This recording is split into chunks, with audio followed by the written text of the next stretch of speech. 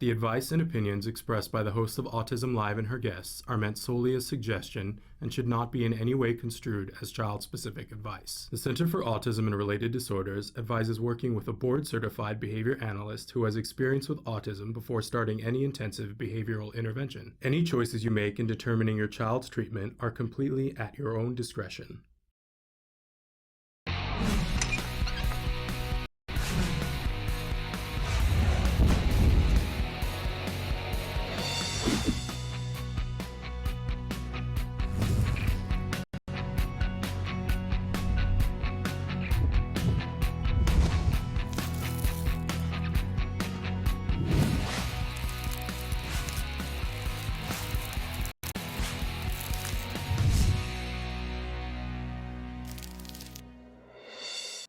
Good morning and welcome to Autism Live. I'm Shannon Penrod and we're webcasting to you live from the Warner Center in Woodland Hills, California. This is the new home for the Center for Autism and Related Disorders, and it's also the new home for Autism Live. We're coming to you from our very new studio on the 18th floor of Tower 1. Should you ever be in the neighborhood and want to stop by and see us, that's where we are. Thrilled to be here with you on this Thursday morning.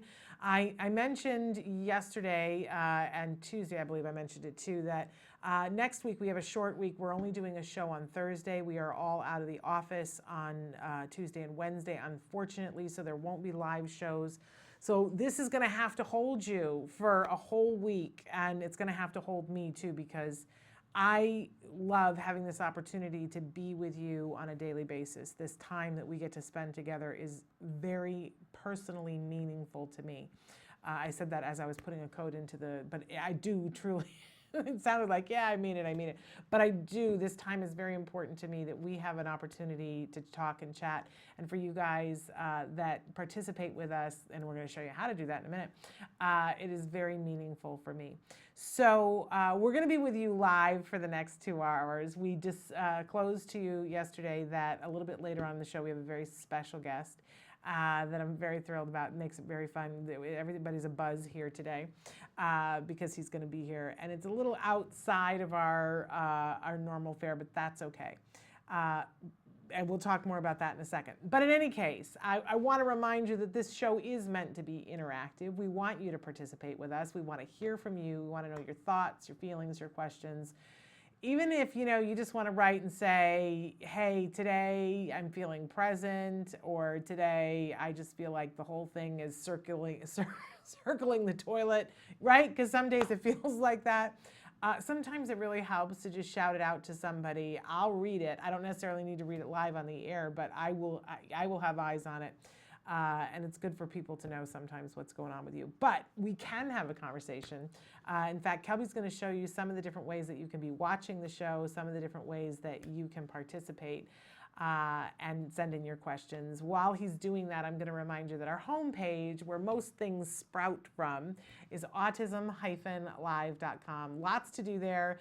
Definitely sign up for our free email list. When you do that, you get our monthly newsletter, you get our weekly viewer guide, and you get updates about things that are happening behind the scenes, sometimes last-minute things. So it's free. It's free, and we don't give your address to anybody else, so that's a good thing, right? In any case, there are other ways, other things to do when you're on that Autism-Live. There's a computer screen. It's supposed to look like it's my desktop. It's much cleaner than my desktop, I can assure you. Okay, so there's a computer screen there, and if you click on the triangle, and the triangle is in different places depending on what your operating system is. I don't understand that. But there's a triangle. If you click on it, you can be watching the live show, or you can watch the most recently recorded live show. And if you go up to the little icon in the upper left-hand corner that looks like a memo, if you click on that, that's the playlist, and you can look back through the most recent 100 shows that we recorded. If you want to go back further than that, and why not, because there's even more episodes than that, you can go to our YouTube page to check that out.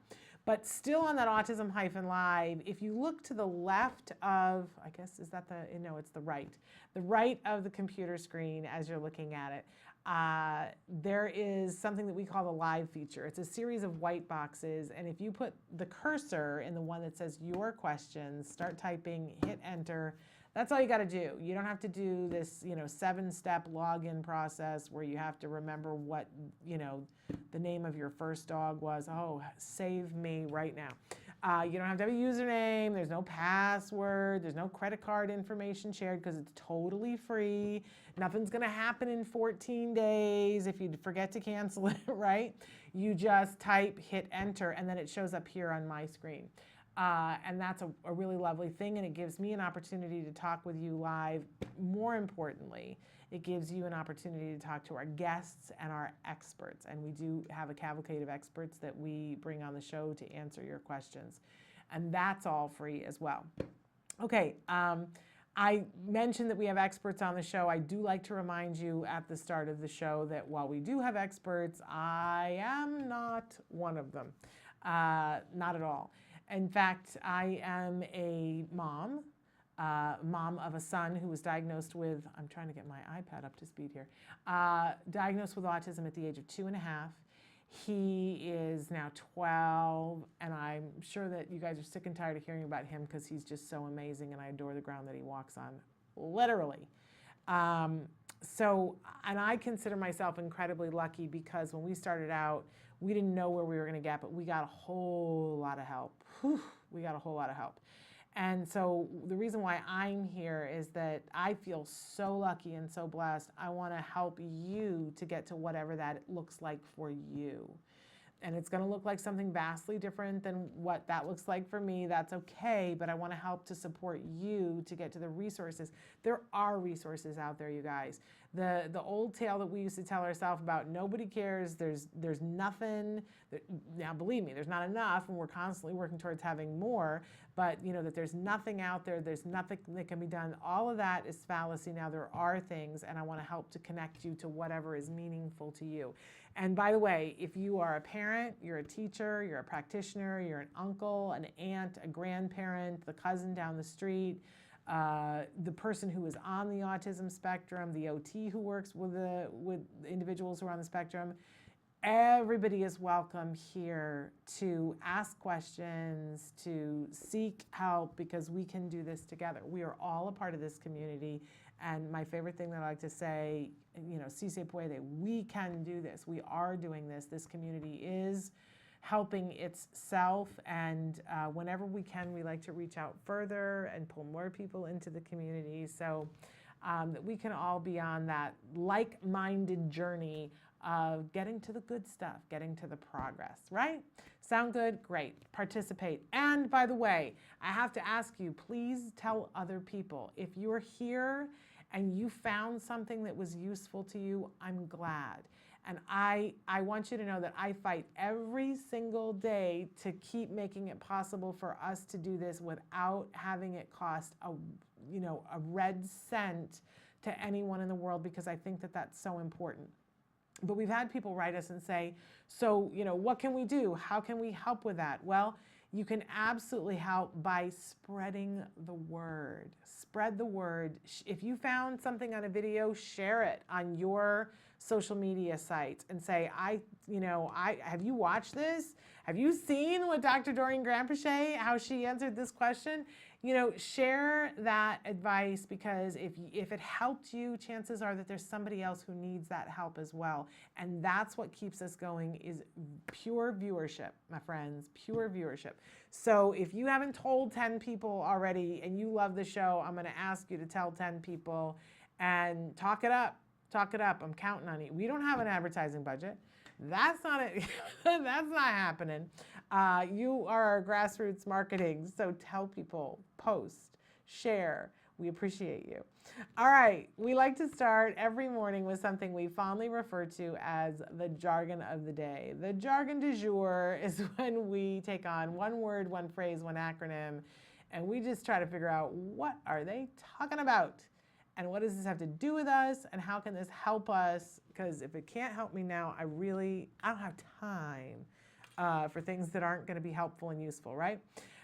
Okay, so our jargon term for today is negative reinforcement. Now, this is a tricky one, okay? So we're going to go through what the actual definition is, what the working definition is, and then we're going to break it down a little bit, all right? because this one is hard for the adult mind, and more people get tripped over this than any other jargon term because it's too simple and uses some words that we're used to pairing up with other things. Okay, so what do I mean by this? Our actual definition for negative reinforcement is negative reinforcement occurs when a behavior is followed immediately by the removal of or escape from a stimulus and that in doing that increases the likelihood of a behavior occurring again in similar conditions in the future. All right, not the worst definition, but still a little bit like, huh? So let's move on to our working definition. Negative reinforcement, when something unpleasant is removed or ended following a behavior and it results in that behavior being more likely to happen again in the future. Okay, even that is a little bit dicey for me. We talked on Tuesday about positive reinforcement, and I said think of the plus sign when you're thinking about positive reinforcement and it's something is added, right? And whatever is added makes it more likely that the behavior is going to happen again. You can't just say, well, we add something. If it doesn't make it more likely that the behavior happens again, then it's not a reinforcer. With negative reinforcement, it doesn't necessarily mean that the reinforcer in and of itself is negative. We're just seeing the minus sign. We're removing something. It doesn't necessarily have to be aversive. And I think this is where people, they hear negative reinforcement and they think punishing, right? Oh, well, we need to torture the person and then remove the torture in order for it to be a negative reinforcement. No, that's not the case. There's lots of negative reinforcement. The vast majority of negative reinforcement doesn't have to do with that. That's effective, okay? But it means removing something. So here's a really good example of negative reinforcer. Drying your hands on a towel is negative reinforcement. Say what?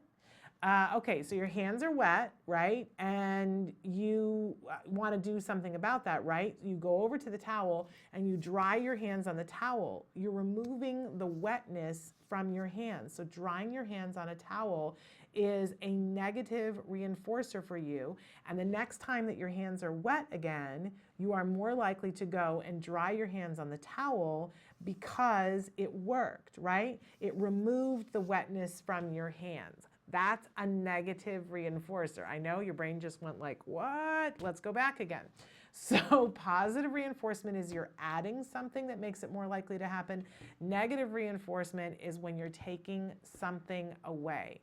Think about you're in your car and it starts to rain. I know I'm picking a water example again, but you're in your car and it starts to rain. And so what do? You put on your windshield wipers.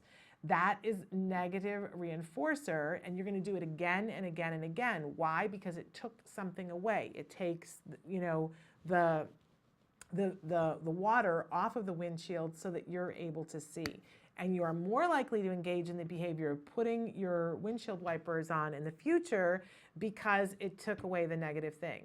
Now, guess who, for adults, because we have been so indoctrinated into negative means bad, right?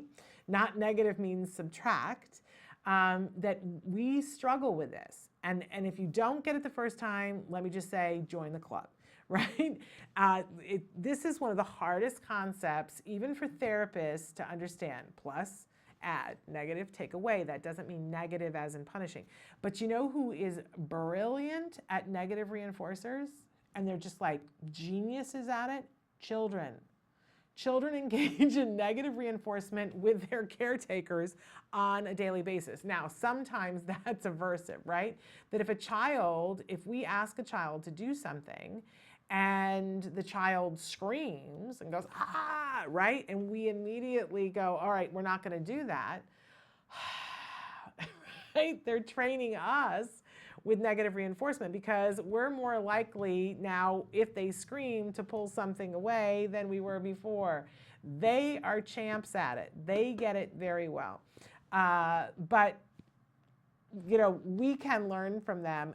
But again, I don't want to confuse you. It sometimes can be aversive, what the thing is that gets removed, right? But it doesn't have to be. There are lots of times that we engage in negative reinforcers that are not necessarily the height of unpleasant And we don't want to be setting up circumstances. Good quality ABA does not use aversives except in very controlled circumstances, and those aversive circumstances are never to torture an individual, never. So negative reinforcement, again, if you didn't get it this time, that's okay, we'll revisit it. Just think the plus sign and the negative sign. And remember, a reinforcer, by definition, it's only a reinforcer if it increases the likelihood that the behavior happens again.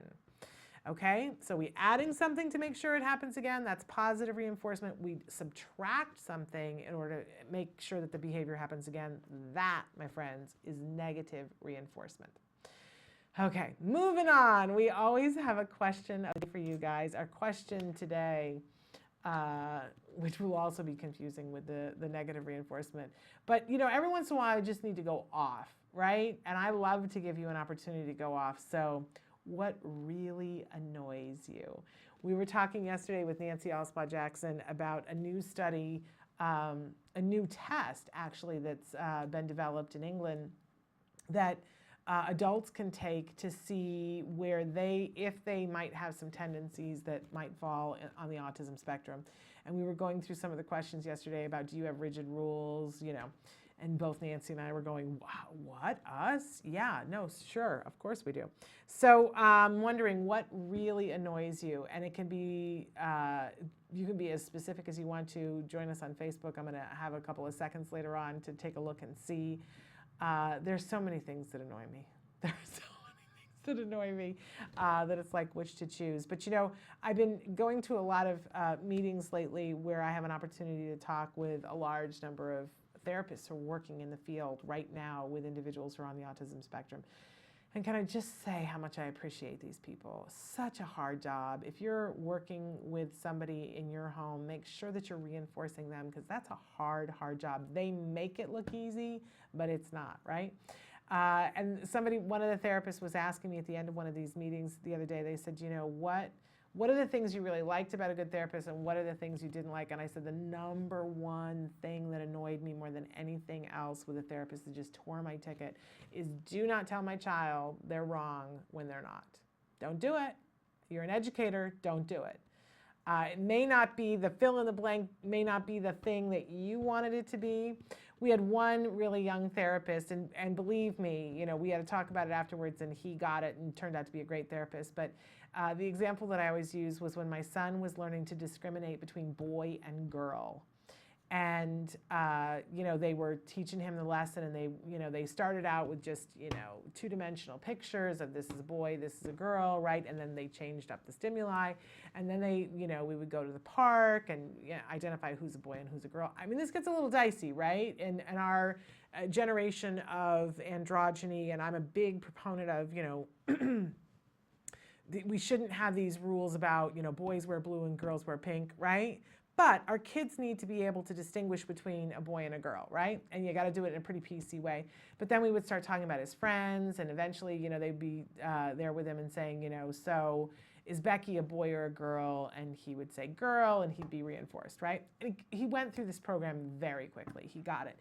And then we moved on to discriminating between ladies and men. And by the way, they asked me what language I would like for him to learn first. Lady or woman, and then they were going to teach the other one later on, right? And I chose lady. I like lady better than woman. And so they would ask him questions like, you know, by that point he was in preschool, you know, and is your teacher Mrs. C, is she a lady or a man, right? And, but one of the therapists, this happened over the course of a day, that he got the boy versus girl and had mastered that and moved on to the lady and the man. And the therapist, the newer therapist, hadn't quite gotten that in the notes. It was the third therapy session of the day. And so he said to my son, it said on the sheet, he was still doing the boy versus girl. And he said, is dad a boy or a girl? Well, my kid, because he'd already mastered that program and was starting to understand lady and man, said to the therapist, dad is a man, right? You know, so he's got the uber answer. Is dad a boy or a girl? And he goes, dad's a man. And he should have gotten the, yeah, yeah, dude, absolutely, right? But instead the therapist was going by what the sheet said, and he said, no, no. You know, no, don't tell him dad's not a man when dad is a man. I know it says on the sheet you're working on boy versus girl, but if he bypassed your sheet, right, and we had that conversation. So that annoys me more than anything. And we deal with that at school now too. When he was in fourth grade, there was a moment where they were working on this is how things stick in my brain. They were working on City Mouse versus Country Mouse, and they were asking what the major theme was of City Mouse versus Country Mouse. And the other, I guess it was third grade, and the other kids were saying, that people are different, but they're all the same. And they got to my son, and he started talking about, well, when the Industrial Revolution happened and people, and the differences between life in the country and life in the city, and it wasn't his actual teacher. It was like, a guest teacher was like, no. And I was like, if you don't understand his answer, that doesn't make it wrong. You know what I'm saying. Sometimes our kids are so smart. So that's the thing that annoys me more than anything else. Don't tell my son he's wrong when he's not. So tell us what really annoys you. All right, we always have a topic of the week, and our topic this week is back to school success. How do we set ourselves up for success for our kids being at school? How do we set our kids up for success? This is tough, right? I mean, we're already back in the swing of things with homework, and I know that every day is not going to go textbook great for us, but everybody in my house, I don't know about your house, is wanting me to dial it down several notches, because I want the homework done and done well and everything. I just feel like if we set up things at the beginning of the year, that you're more likely to be successful. And of course, I have people in my house that don't necessarily agree with that. But, if you think about it logically, there are ways, as we've been talking about all week long, there are ways that you can prepare. I think the truth is somewhere in the middle. There are ways that you can prepare that actually get you prepared, and then there are ways that you prepare that you shoot yourself in the foot. You can under-prepare or over-prepare, right? I'm an over-preparer, disclaimer about that, and there are other people in my house that are under-preparers, people that I love and care deeply about, people that I have the responsibility for teaching them how to grow up and be successful in life, people who don't want to think about executive functions. I'm not naming any names, but I bet you can guess who. In any case, we have a great show planned for you this morning. We're really going to hit the healthy school lunches really hard, and I want to help to give you some creative ideas so that you're not having to reinvent the wheel every single morning in that rush to get out the door, but a way to be able to do it. We'll update you on some autism news. And then we're ending this week on a very good note. A dear friend of ours, Larry Thomas, who is the Emmy-nominated actor for his role as the soup Nazi on Seinfeld, the actual soup Nazi, the guy who says, "No soup for you." He's been on the show before. He's a dear friend of my family's, a great autism supporter. He's going to be joining us today. And he's got a new book out that I couldn't even get yesterday because it was sold out of every place that I went to. So I need to order it. I think he's going to, I asked him to bring a copy for us today because I had seen part of it before it was actually published, and I'm excited because it talks about his adventures as an actor. He's a very talented actor, as witnessed by, wait till you see how different he is than the soup Nazi. But it's got recipes in it too, because it just so happens that he's also a really talented cook. So we're excited about that. He's going to be with us at the bottom of the next hour. Larry Thomas, the real soup Nazi. So all of that and ever so much more when we come back. So stick with us. We'll be back after these messages.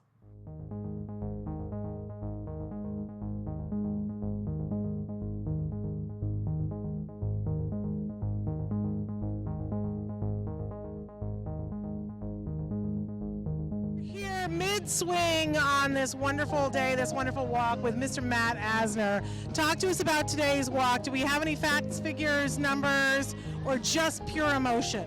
Just pure emotion. I'm about to get the numbers. We'll see what it is. Okay. I think it's probably close to 1.6, probably. That's my feeling.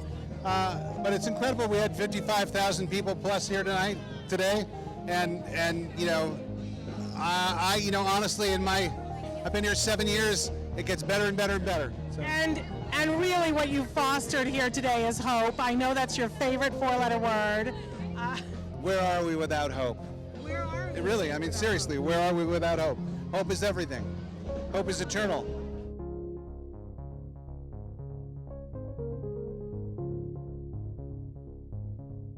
This is a pretty big event. Every year I love it. What does this event mean to you? Well, I just think it's great that you see so many people coming out to support, autism.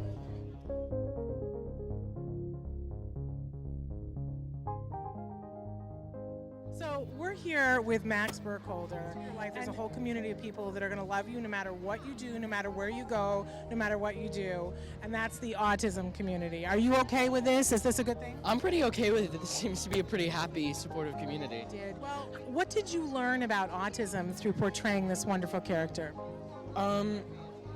Sort of the individuality of it, you know, like with autism spectrum disorders, a tendency is to sort of generalize everybody with sort of the same degree of affliction as sort of exactly the same, and very generalize them a lot. But something I found while just talking to everybody, and that I tried to put into the characters, just the sense of individuality that all of them have, everybody has. And so at a certain point it became not really even portraying autism, it just sort of became portraying the character.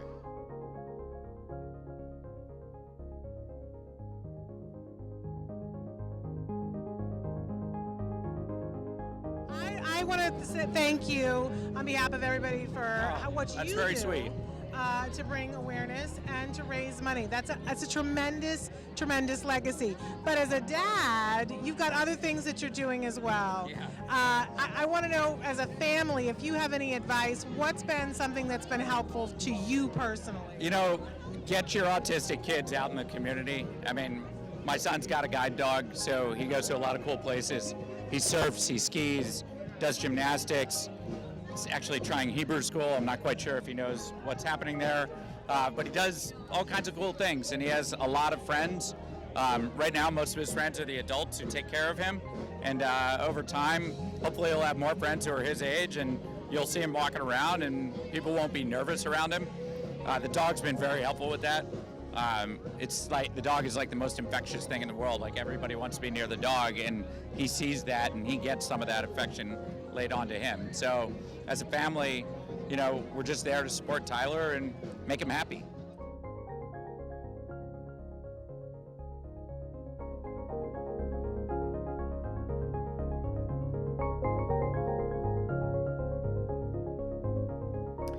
Welcome back to Autism Live. That was my kid who was being painted.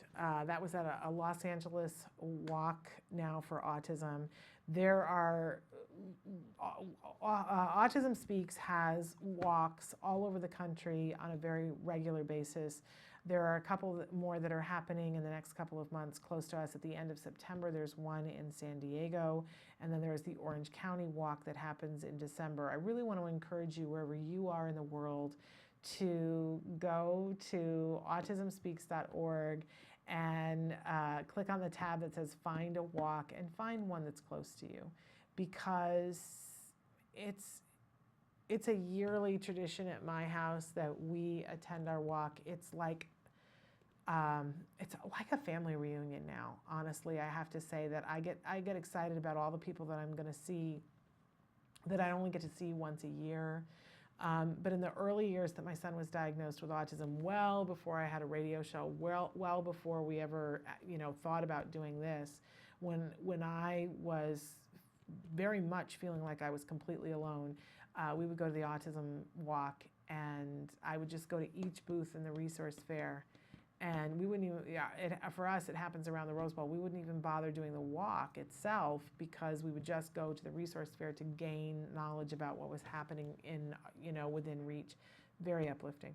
So go to your walk, be a part of the community, feel that sense of home, look at the hope that happens when you're there. You will have a hard time believing I am alone again. I tell you this honestly. Okay, you can see that on our lovely screen we have packing a healthy lunch.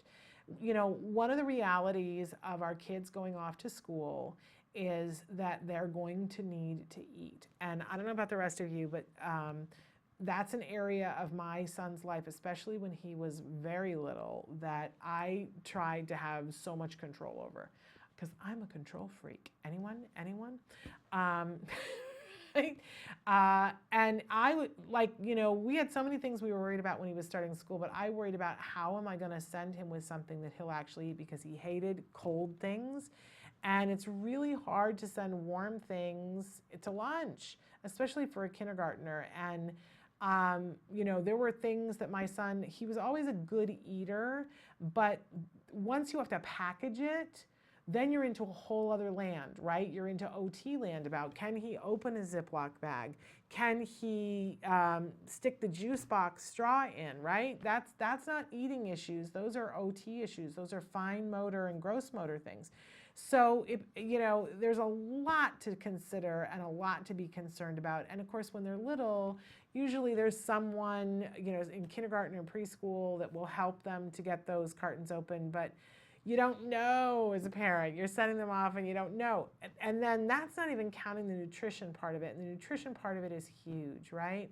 I can tell you as a former teacher that one of the things that the first year that I taught in a public school, because I had taught college, right? And then after 9/11, I made the transition to go to a public school because I wanted to make a difference, right? And the first time I was going through the conferences with the parents, I was talking to them about nutrition because I saw what their kids ate. They were sending them with lunch money, and the kids, especially in my first class after lunch, the kids would come in, and that year it was 7th and 9th graders, and they would come in and they would sit in my classroom and they would have a bag of those flaming Cheetos and some sort of soda.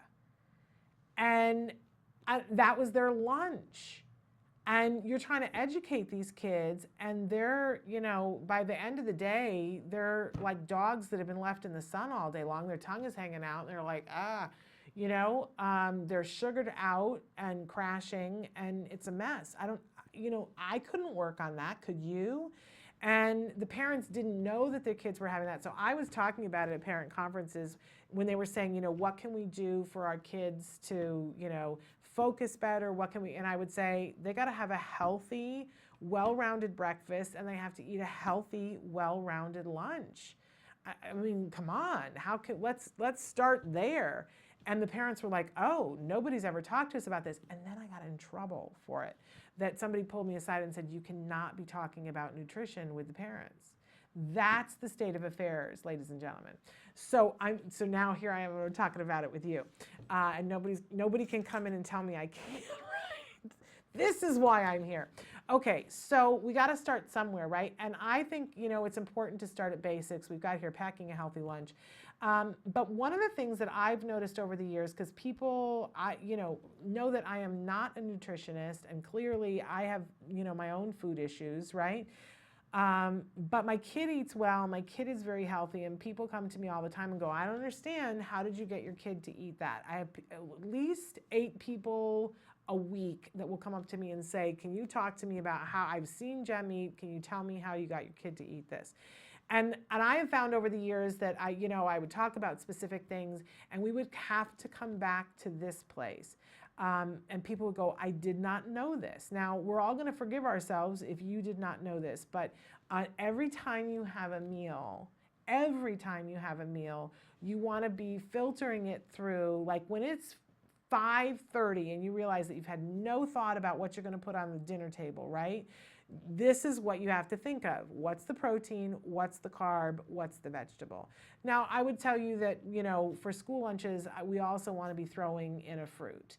But essentially, if we start from a place of what's the protein, what's the carb, what's the vegetable, and trying to make a balance of those three things. Now, I'll tell you, it's hard because 9 times out of 10, especially for school lunches, it's going to be heavy on the carb, it's going to be minimal on the veg, and it's going to have the protein somewhere in between. Now, that's a reality, and we're all going to accept that and just go, okay, we need to be giving them enough energy to get through the day, because a school day in this world today is exhausting for a young mind, right? Whether it's kindergarten or it's 10th grade, it's exhausting, the things that they have to do, crazy, right? So it's probably going to end up being heavier on the carb, and that's okay as long as we stop and consider what's the best possible quality carb that we can do. So be thinking as much as you can about getting 3 equal parts of a pie in thirds, right? A protein, a carb, and a veg, but forgive yourself in the school lunch for making the carb bigger as long as it's a good carb. That's the asterisk there, okay? So this is the recipe. And if you think about this, then you're going to find it's going to be a lot easier. And when you put your stores together so that you can just grab to make these things easily, you'll know, okay, wait, where's the protein? Where's the carb? Where's the veg, right? And if you're at least thinking that through, you're going to make a higher quality lunch. Okay, so let's talk about what some of the proteins are that can go into a healthy lunch. I mean, we've got a bunch of things that are listed here: turkey, chicken, beef, pork, fish, dairy, cheese, beans, and soy. Different things for our different kids. And by the way, all of these things, if you can keep them relatively cool, and we'll talk about how you do that, they're going to be, but you've got to keep them cold. Even the beans, you know, they can go bad in just a couple of hours, so we've got to find a way to keep these cold. But these are things that almost all of them, we have found in our current world, a way to transport these so that it's not difficult.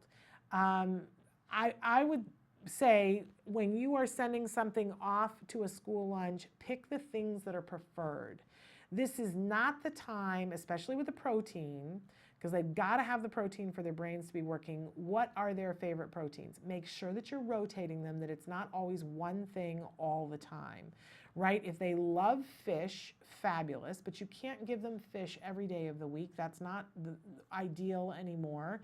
That's probably going to be too many chemicals, because our fish supply, unfortunately, has been tainted to some degree, and they don't recommend that you have fish 7 times a week. And even if you're going to give them fish 3 times a week, make sure that you give a variety of fishes, that it's not always tuna fish every single time that you give tuna fish, right? This is the part that's the hardest for me, is hitting the variety, because we rely very heavily on the chicken and turkey. My son has minimal beef in his life, no pork in his life, a little bit of fish, no dairy, there's no cheese in his diet. He loves beans, and we limit the soy. So I've got fewer things to pick from, and I have to be more mindful of the rotating things. Okay, so there's our proteins. Let's move on to our carbohydrates. Carbohydrates are rice, breads, tortillas, corn, potatoes, pastas, and peas. Those are all things that we are going to count in the carb department. There's a lot of fake meat now that is pea protein. Just keep in mind, it's not really a protein. You know, there is some protein in it, but it's going to be heavy in the carb department. I would at least count it as both if you're going to put something with pea protein in. Okay, so rice used to be something that's really hard to take to lunch, but we have all kinds of things. We have rice bread now, we have rice pastas that can go, and rice cakes are very, I remember being in college and coming home and having a sleeve of rice cakes, and you know, what would have been 1983, and people going, what is that? Is it a flying saucer?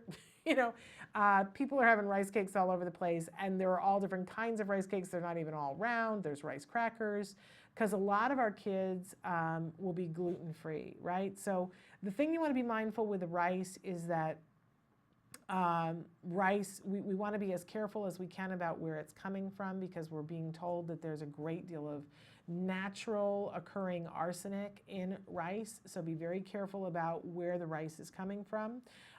Even, if it's coming from the state of California in the United States, then you know that it's good. Lundberg in particular is a great rice company that's been in business a long time, and you know that you can trust them. Okay, so tortillas are a great thing, corn tortillas. These are all great things that you can send in a lunch. Notice the potatoes are on there, and if you are gluten-free, one of my favorites is Lay's potato chips. They're gluten-free, and yes, it's not the healthiest thing, but you can get those very small bags of Lay's potato chips that go into the lunch. The kids, eat them and look like all the other kids fit in, and it's not the worst thing in the world for them to have that and have a little bit of oil and a little bit of salt. They won't, if that's all they're eating, bad. And if they're having the big size bag, no. The teeny tiny little ones, that's the ticket. Okay, moving on to the vegetables. Some of the great things that go well into a lunch, we're talking about broccoli, carrots, squash, tomatoes, cucumbers, green beans, beets. If Kelby just discovered beets. Yes, Kelby? I love beets. They even make beet chips, dehydrated beet chips, and they're good. They're actually very high in sugar, but they still count as a vegetable. Sauerkraut, great thing to send our kids. I don't have pickles on here, but pickles, especially ones that you get that are naturally fermented, great to be able to send in a school lunch. Cauliflower and peppers. We're going to go into this a little. I'm just listing things off at this point. Okay, so there are extra things that go along with a lunch in addition to those three things, right? Fat. It's very important that we have a certain amount of fat in our diet, right? I know for a while we were all going to be fat-free, and everybody discovered that's not the ticket. Having a high-quality fat is actually good for your body. It's good for the bones. Their bones are growing. It's good for their joints. Super duper important. Very high-quality fats. We want to put fruits in there into the school lunch, and we need to get things that are drinks so that they can hydrate themselves. Now, I object greatly to the pie and the cake that are on our slide thing that neither Kelby or I made, and the cookies. As much as possible, if it's something that is really reinforcing for our kid to have one cookie in their snack or in their lunch, great. But here is an opportunity when you're doing a school lunch, put something that's in there that's reinforcing, right? But you have no control when they're at lunch. So if you put a cookie and you put, like I didn't have it on the vegetables there, but for instance, one of the vegetables that I packed in Jem's lunch today were snow peas, sugar snap peas that he will eat and that he absolutely loves. But if I had a cookie in there and I had the snow peas, which do you think he's going to eat first? I guarantee you he's going to eat the cookie first, and then he may or may not have time to get to the snow peas. Probably not when he's sitting there having lunch. And yet if the cookie's not there and the snow peas are there, he eats the snow peas.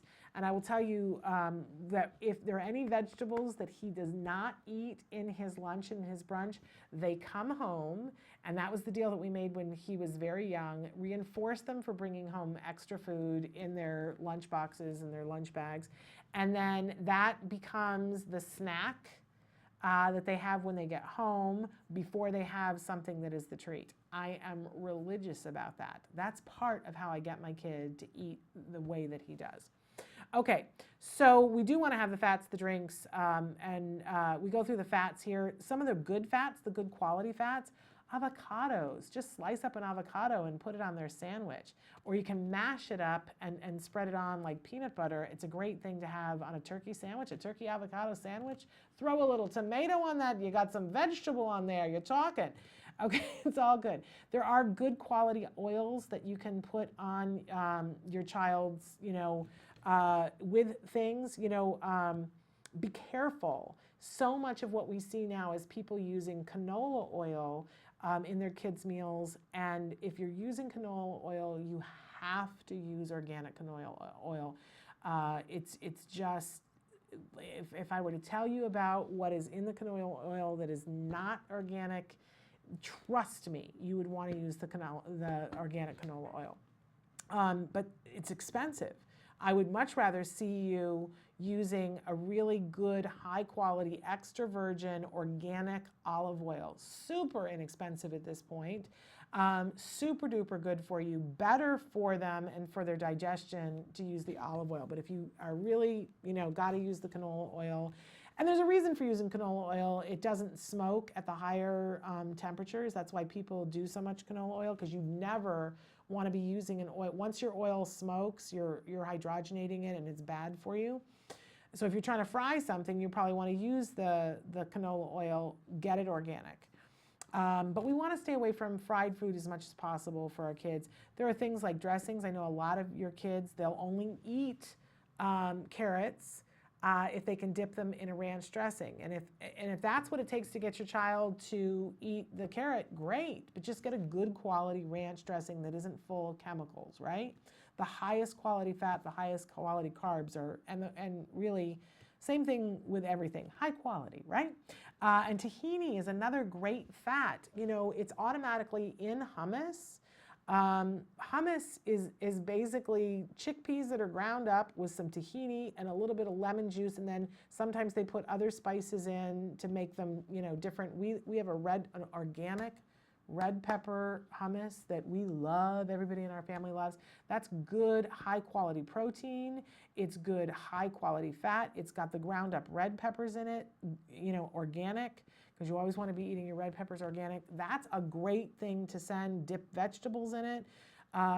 The other day, Jem ate a big plate of carrots because there was that red pepper hummus.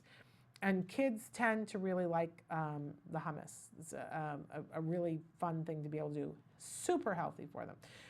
Okay, looking at our fruits, apples, pears, oranges, stone fruit, grapes, raisins, melons, bananas, all transport well.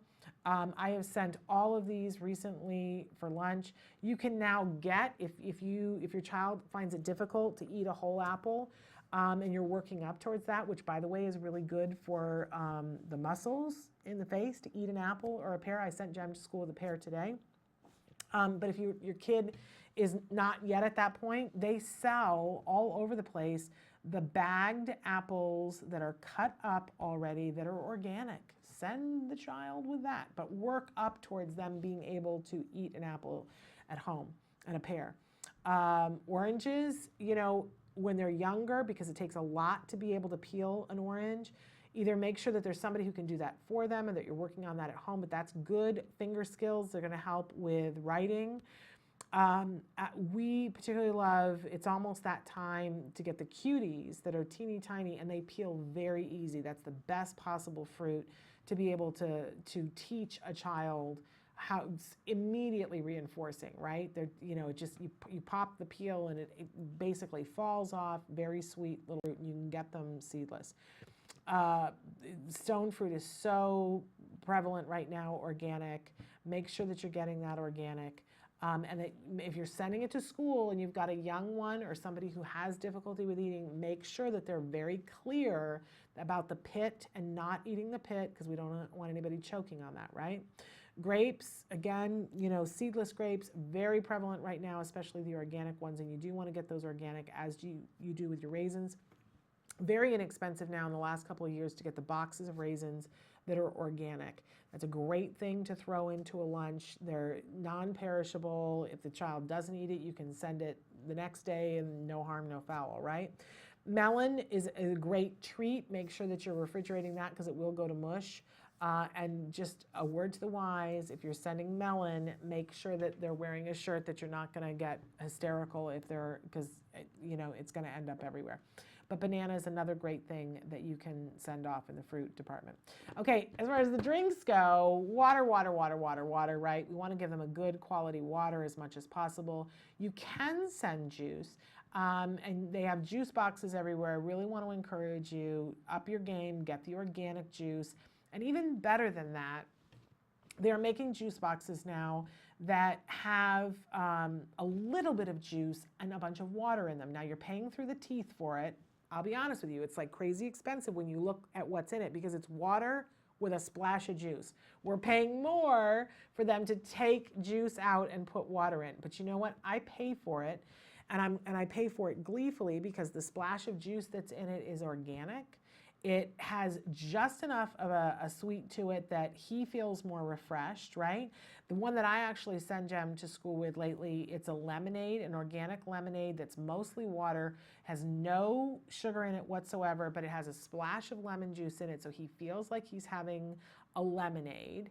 It looks appropriate with what every other kid is drinking, right? It transports easily. I can keep it in the car. Fabulous, right?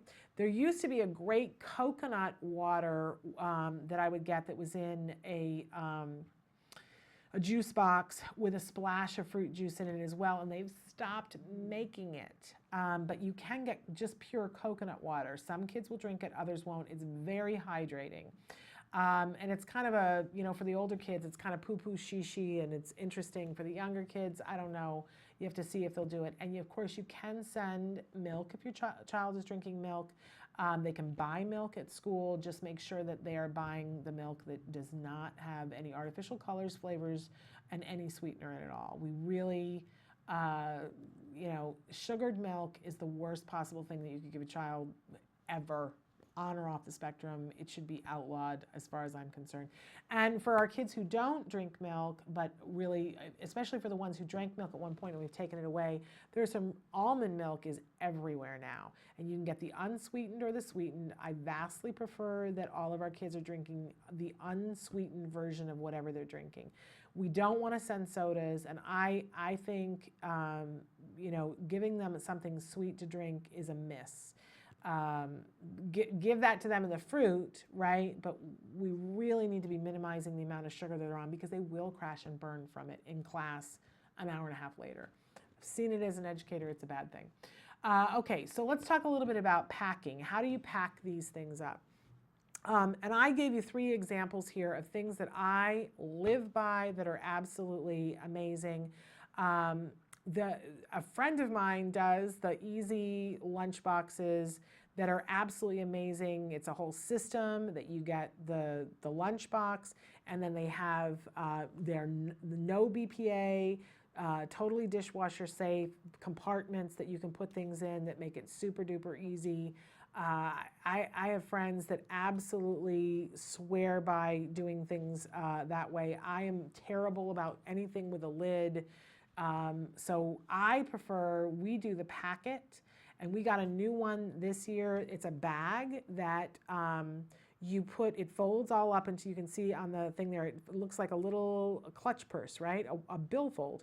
And you put it, while it's folded up, you put it in the freezer overnight. It's frozen. You shake it out in the morning. It falls down to open up, but all the sides of it are frozen. So you never have to have another one of those frozen things which doesn't get frozen, right? You do have to, when you empty out the lunchbox, you got to put it back in the freezer, but it's brilliant. It's called a packet, and they come in all different colors. They're truly wonderful, and they sell them all over the place now. And then my favorite thing, we do get Ziploc bags, which are non-BPA free, but my favorite thing are the Natural Value wax paper bags, because you can put something hot in the morning. We will make Jem for breakfast either toast or a frozen waffle that's GFCF, right? And while we're doing that, we toast his bread for his sandwich and then the sandwich goes together and it's hot. And I don't want to put it in a Ziploc bag. That's not a good thing to do, to put something hot into a plastic bag. And if you do put it in there, aside from the things that aren't good about it health-wise, you zip that shut and it makes the sandwich fall apart because the moisture gets trapped in there, right? It's just bad all the way around. So instead, we put his sandwich into the wax paper bag. It can be in there hot. And by the way, if you are a microwaver, you can then transport it right to the microwave and cook it in there. And it's good for the environment. They're very inexpensive, lovely, love the wax paper bags. Now, for some of the other things that I put in his lunches, I use the Ziploc bags because I want him to be able to see. So just to give you the example of this morning, so he had, we get Applegate Farms They're organic sliced meat. There's a turkey salami that's what his sandwich was today, with Organicville mustard on it, and his Udi's white sandwich bread that was toasted. So that was his lunch, his sandwich. So there was that. I'm trying to think what else. We put in some pretzels that were gluten-free pretzels from Glutino. Were in there as a carb snack. So we had the bread and the pretzels in there. Across his brunch and his lunch, there were a total of 4 different kinds of vegetables. There was cucumbers, I'm just thinking it through. There were tomatoes, there were snap peas, and I can't think what the 4th one was. Oh, peppers. He had sliced red and yellow peppers that were organic so they were split between his lunch and his brunch, that he had a vegetable in each one. In his brunch, he had one of the boxes of lemonade, a bag of the Lay's potato chip, the vegetables, and then the other thing that I put in his snack to propel him through the day that is both a protein and a carb is a Larabar.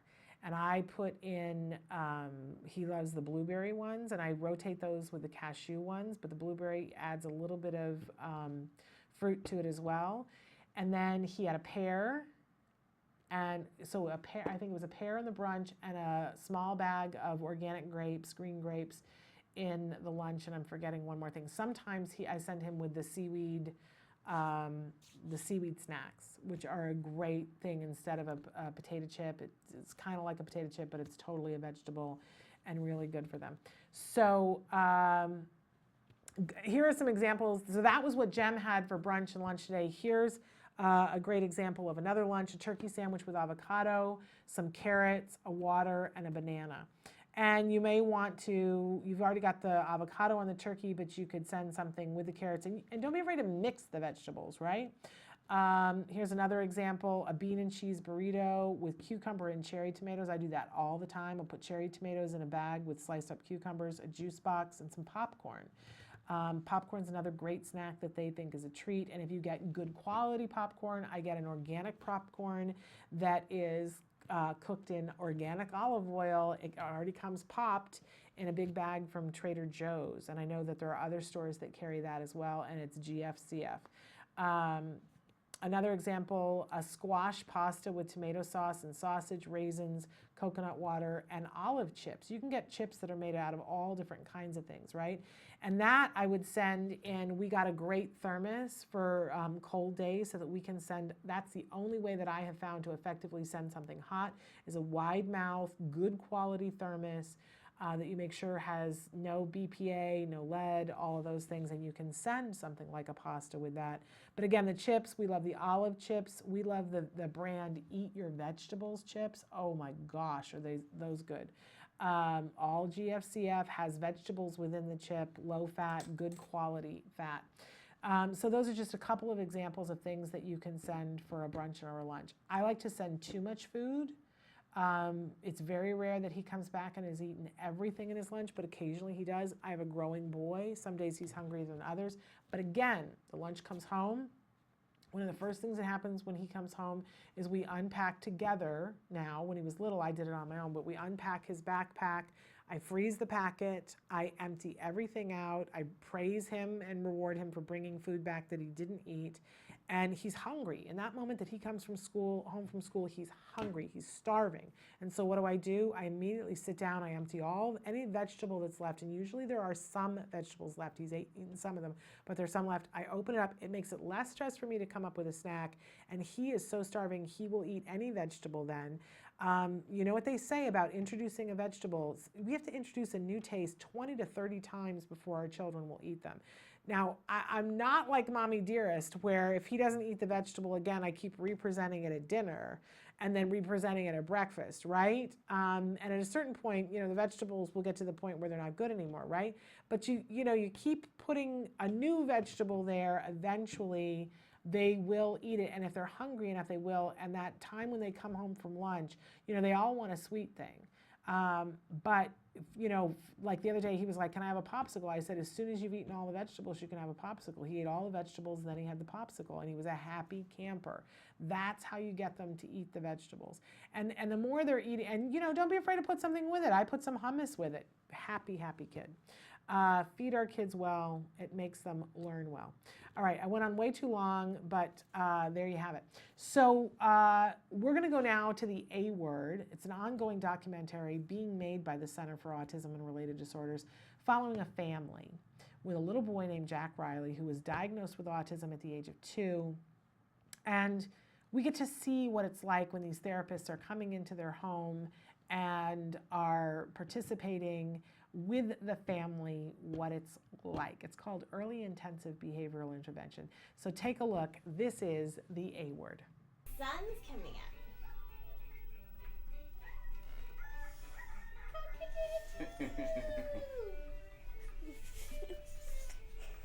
How do you spell apple? Jack? A-P-P-L-E. We went to the mall last night and got him some new shoes, and he rode the carousel, and I watched him for like a half hour, and you would never guess he wasn't like every other kid in there, except he was smaller than a lot of them. They run around with That's so funny. reckless abandon. So funny. That's so funny. Hey, what color do you want? Look, I have green, yellow, and pink. What color? Yellow. So what do you say? Yellow. Yes, you can. Close. There we go. Oh! Uh-oh! Should we make him stand? Should we make him jump? Here, let's make him jump. Ready? Boink! Uh-oh! Look! What is that? See, it's a footprint. It's a footprint. It's a footprint. Cool, you want to do it again? Take it. While Jessica and Jack Riley are playing with Play-Doh, they are working on his fine motor skills. They include pincher grasp for picking up food, rotating the wrist for clasping and opening the door. Having fine motor skills are needed for daily living tasks. Oh, coolness. Wow. Happy birthday. Happy birthday. Whose birthday is it? Say it's my It's my birthday. day. Say birthday. Say Birthday. It's my birthday. It's my birthday. Yeah, how old are you? It's my. I'm 3. Yep, you're 3. Do this. Say 3. 3. 1, 2. Look. 3 fingers. Look. Right here. Look. 1, 2, 3. 3. 3 fingers. 5 pictures. Yeah, well, yeah, technically you do have 5. What is that? I love it. He's wearing a blue Hat. and a Green. hat and a Red hat. hat and a oops! He's not wearing a hat. Yellow hat. Yeah, it's a yellow hat. Red. Red shirt. Blue shirt. Yellow shirt. Green shirt. Yeah, oops! He's wearing it upside down. It's It's a hippo and dog. good. It's It's a rabbit and frog. good. It's a pig and cow. Very good. I had a question for you. Why is tacting important? Tacting is important because it helps with language and conversation too. When we first start off, we just have him identify labels. It's a ladybug. And then we move into frames, like adding article adjectives to it, like it's the dog. What is it? Say it's. Yeah, it's a chicken. And then now we're having him add 2 objects. So he has to say it's a blank and a blank. It's a pig and cow. Very good. And then we'll move on to like add adjectives in front of the words too. So he, like what he does already, he'll say like it's purple socks, it's a red shirt. Yellow suit. Blue suit. Red suit. Just to help expand his language skills a lot more. Let's go, Jack Riley. You want to copy Suzanne? That's hilarious. That's so funny. You guys are so funny. Look at you guys. Are we buddies? Are we twins? Here, give me your hand. You guys are so funny. What are you doing, Jack? Are we sitting? Yeah. Yeah. I think you are thirsty. Let's get you some water. So cute. You even brought the chair over and everything. That's funny. Come on, let's get some milk, Jack. Say, come on, Suzanne. Okay, let's go. Kawa. Too much laughing and giggling in here. That's a good thing.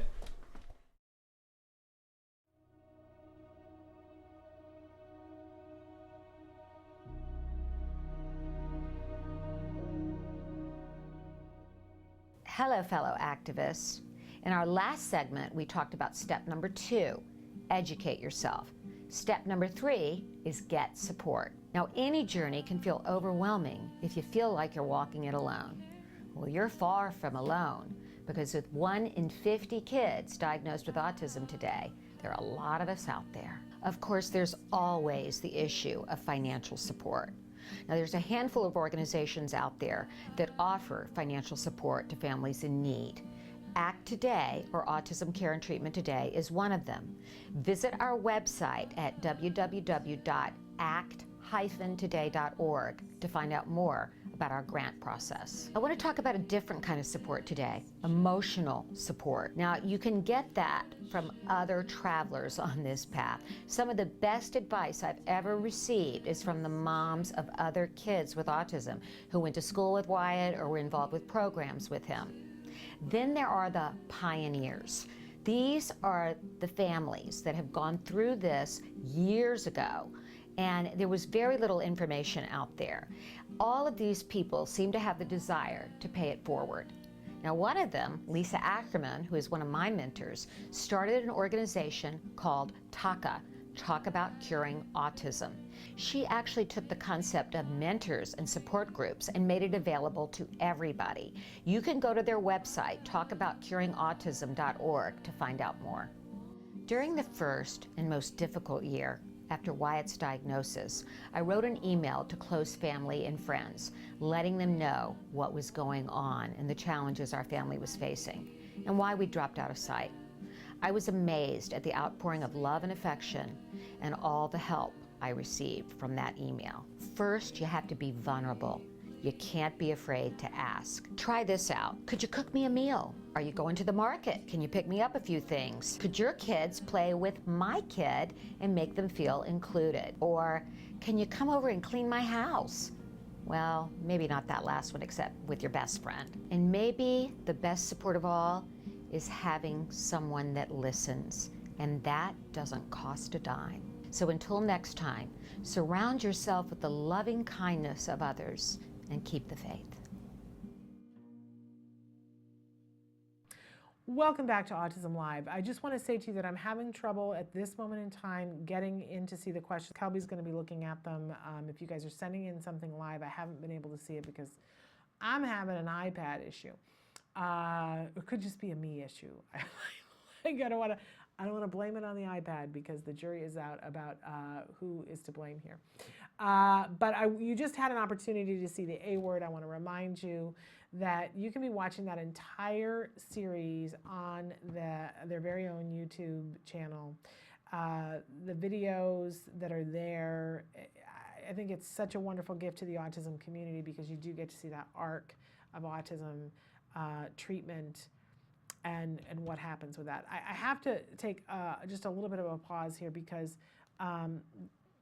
in a discussion in a meeting that I was at the other day, we were talking about how somebody was saying, isn't it great that we are at a point in our lives when more and more people have ABA and more people understand what ABA is, and we don't have anybody anymore giving, like when I first had my son diagnosed, they said to me that the developmental pediatrician, the minute after she said, yeah, it's autism, she had a very thick German accent, I said to her, what should I do? Take him home and enjoy him, is what she said to me. Developmental pediatrician. And I said, what about that ABA thing? And in fact, I think I said, what about that ABP or that ABD or whatever? And she said, oh, you mean ABA? Please promise me you won't do that with him because it'll turn him into a robot. They will teach him rote responses and he'll never understand what it is he's saying, but he'll know what to say when. And that sounded horrifying to me, right? I mean, clearly somebody who did not understand generalization, and yet she's in a position of authority, and I was going to her for advice, and this is what she said to me.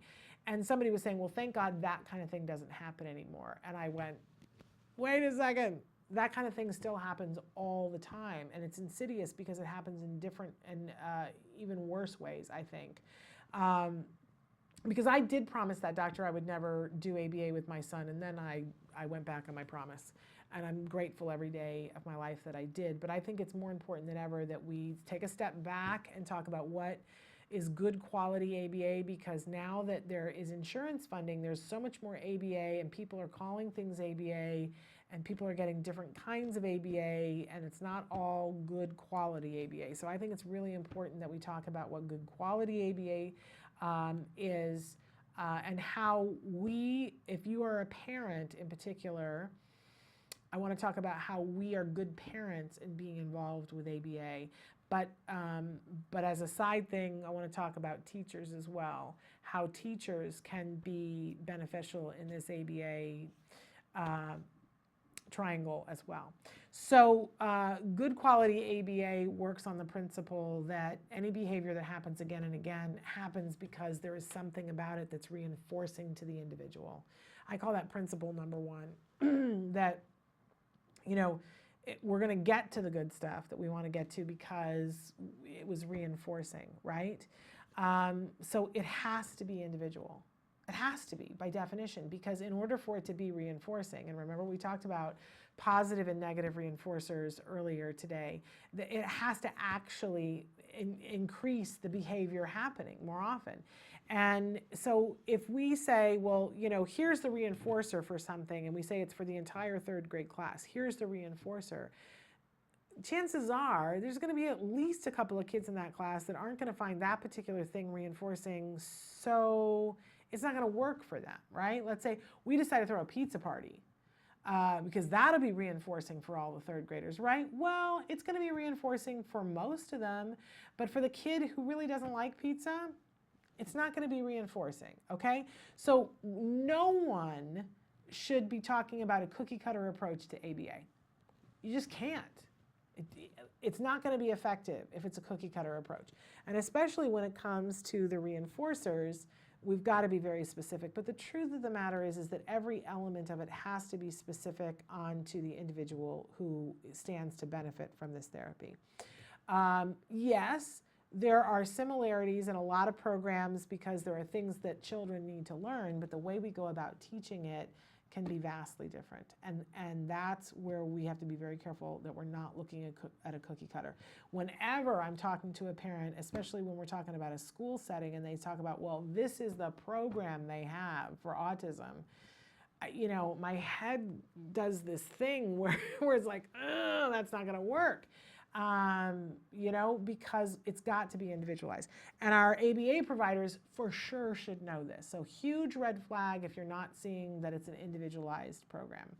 And that they're interested in knowing what your kid is interested in, knowing how your kid learns and what drives your kid, okay? So super duper important. We have to see people talking about generalization out the gate. If we're not talking about generalization, then I don't know what we're doing. And generalization is when we teach something to somebody in such a way that we have a plan for them to be able to apply this to every single circumstance that we're not going to be able to teach. So we're not just going to teach a child about, you know, the color pink and say that this is pink, because this is not the only color of pink that there is, right? We're teaching colors and the exemplar pink in such a way that we ensure that the child is not going to be rigid about this is pink and I don't have anything else, this is pink. That, you know, this isn't pink because this is pink, right? So there has to be a mind to that. And every single skill that we teach our children we have to, before we begin teaching it, know how we're generalizing this. The example that I always use is potty training. You can tell when people aren't thinking about generalization in potty training, because if they don't, from the beginning, try to figure out how we're going to be able to have this child pee on every single toilet seat that there is in the world, right, then we haven't done our jobs. And this is why we end up with kids that can only have a poo at home. And they can only, you take them on vacation and the child is backed up because they can't go to the bathroom in a public bathroom. Or they're wetting their pants and breaking potty training because we couldn't, we're at Kmart and we went into the bathroom and they weren't able to do their business there because it was different. There were people making noise. That is not the child truly being potty trained. We need to get to the point where the child can go to the bathroom anywhere that they have to go to. Maybe there's some discomfort, right? But that they could do it if they needed to, so that their body can go back to a state of being relaxed. And the way we get to the generalization is by planning beforehand. If you're catching it in the middle going, oh yeah, right, I should teach generalization for that. No. You have to plan that before the very first lesson that you do it in order to be as effective as possible. Now, if you messed up and you didn't, you can always go back, right? It's never over, but you have to plan for generalization. And if your ABA provider is not talking about generalization, you talk about it. And if they say, okay, so we're introducing a new skill, because you always want to know what skills are we working on right now. That's a great thing for parents to ask the ABA provider. So what skills are we working on right now? And there should be more than one, right? If your child is just new to a program, when Jem was starting out the first 3 months, the only thing that they were working on was compliance and eye contact. That was it for 3 months. That was it. And if I had said to them, what are we working on? Well, we're working on compliance and eye contact. And if I had said, how are we working on generalizing that? They would have said, this is how we're working on generalizing it. And it would have been that quick. Because it's like somebody asking you, what color is your hair? You don't have to stop and think about it, right? You already know what color your hair is, right? And so if you're asking your ABA provider, what skills are we working on right now? What programs are we working on right now? They should be able to go ding, ding, ding, ding, ding, ding, ding. This is what your child is working on. Oh, and by the way, you should be able to say, because your funding source is going to say, what skills is your child working on right now? Ding, ding, ding, ding, ding, ding. If you have to, make a list and put it on your refrigerator to refresh your memory, because there are periods in a time when the child is learning that might change day to day. I can remember when Jem was in a phase where he was mastering things every day. So every day what we were working on was changing. But you need to know. You need to know what you're working on, when you're working on. But then go back to your ABA provider and say, how are we working on generalization? And if they're not quick in answering it, my friends, it is time to get a new ABA provider. All right, I'm told we need to take a break. We're going to take a break, and then we're going to come back with some questions that you guys have sent in. But don't forget, we're just a few minutes away, like 12 minutes away from Soup Nazi time. So stick with us. And many of you have written in and said, okay, what's the connection with the Soup Nazi? Stick around. I'm going to tell you. Stick with us.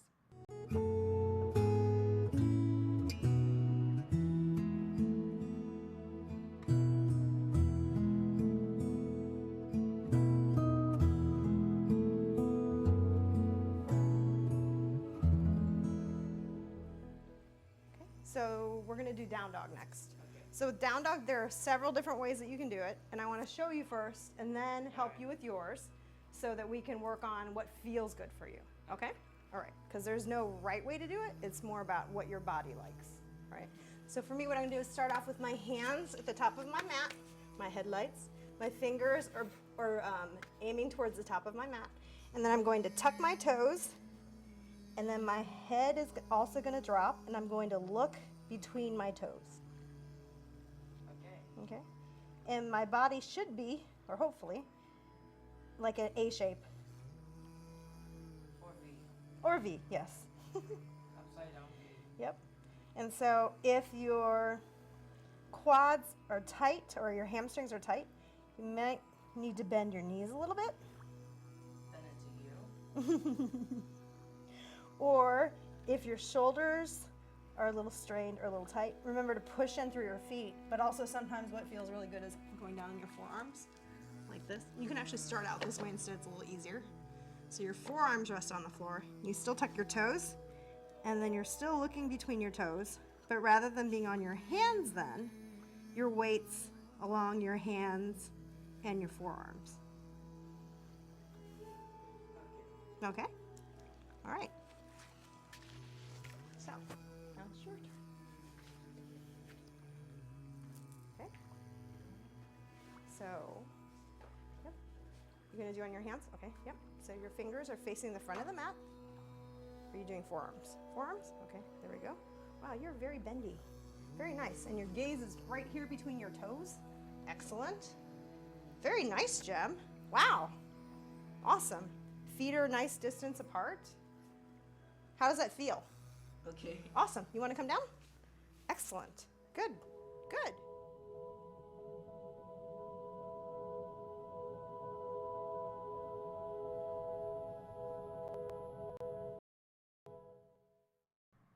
Welcome back to Autism Live. We had a question that came in the live feature. Kelby's helping me. He's filtering them to me. Somebody wrote in, so I'm reading it off my phone. Hi, Shannon. My son just started kindergarten yesterday. He's 5. We're very proud of him because he's in mainstream. He is still behind in social and communication. Receptively, he is higher than expressively. He tends to get social anxiety and he either doesn't talk or his words don't come out right. We are having a hard time figuring out how to fit in ABA therapy. By the time we get home, it's 3 and he goes to bed at 7:30. He also has language therapy 2 times a week and OT 2 times a week. He is very dysregulated after school too and tends to have some meltdowns. So I don't want to overwhelm him with therapies either. Please help, thanks. And then they went on to say that there are no disruptive behaviors at school. He holds it together and then at home he lets it out. Need advice on how to fit in therapy. Okay, so here's what I want to say. That is hard. It's next to impossible. And actually, if like we were to graph it all out, we would go, this is impossible, right? But I will tell you that always where there's a will, there's a way. And I want to give you the will to find the way. And then we'll talk about some specific strategies. But here's what I want you to understand. That we know, there are a lot of things we don't know, right? But there are some things that we do know. And we do know that kids like your son who are at the age of 5 and have some verbal ability already, right? That they are in that perfect window of time where now is the time that you can make the most progress towards let's put it this way, everything that you do in the next year, it's like getting bonus points for the rest of his life. Now is the window of time where he has more neuroplasticity that you can get in there and do more things, and he's not so far behind that language-wise he couldn't catch up, right? So, but if you wait, the amount of stuff that they will learn this year in kindergarten, it will be that much harder to catch up, right? So it's urgent that we find a way for you to get the ABA therapy right now. It's just absolutely urgent, and I actually think that it takes the precedent over everything else, including kindergarten, and including the speech therapy, and including the OT. That if we were going to sit down and clear your schedule completely and say, you know, what's the first priority of the things to put on here, I would put his sleep hours as the first priority, right? And then I would block out time for him to eat because he's not going to be productive if he's not sleeping and if he's not eating. And then I would put ABA therapy in next. And then I would put kindergarten in, and then I would put speech in, and then I would put OT. And that's the order in which I would prioritize them, which may mean, you know, because he's 5, I know I'm saying this and I can hear you going, oh, we just started kindergarten. But the truth of the matter is that you could keep him out for another year, have him doing ABA, and I think at the end of, you know, by the time he's 8, you would be able to clearly look back and go, man, I'm so glad we did that. I'm so glad we did that. So that's one solution. You could say, you know, we tried the kindergarten, he could do the kindergarten, it's very stressful for him. And he's able to do it, and he's able to do it mainstream, but it's very stressful, and he comes home and, you know, we may not be productive at making the hours after school count. Now the other thing, if you go, I totally cannot do that. And it's going to depend on where you are and how long, you know, I don't know if you're already on the list to get ABA, because it usually takes 3 months or so to start ABA, and sometimes it takes longer. And you got to be on the list like right now. I don't want you to wait a year to do ABA, and I don't want you to wait till next summer. You know, it depends on if you have a center-based system where you are, because if you had a center-based system where you are, you could be sending him to the center-based system. He's going to get a lot of the social component that he would have gotten at kindergarten, and he's going to get a lot of the same academics that he would have gotten at kindergarten, but he's going to get it in a very controlled environment. You're going to get that ABA in, and then if you go to kindergarten next year, I think you're going to see that it's like a whole new ballgame. And that then he would be able to tolerate going to kindergarten, not being dysregulated, and afterwards he could still do a couple of hours of ABA therapy afterwards. I just think horse before the cart, because you're at this age, that would be my first choice for you. Get good center-based ABA and send him to kindergarten next year. Now there's another choice that you could make too, is to pull him out of the kindergarten that you're in and put him, if there's a center-based system that has a kindergarten or a TK kindergarten, a transitional kindergarten, where the ABA therapist can go in with him. At the school that you're at, I feel that that's going to be an uphill battle. They're not going to send an ABA therapist in the classroom with him if he's managing his behaviors fine, and he's just dysregulated by the end of the period. They're going to argue that he doesn't need the ABA therapy. So the therapist in the classroom, they're not going to pay for that. But if you went to a school that was already doing that, they would see the need for that and be like, hey, this is how we're going to set him up for success.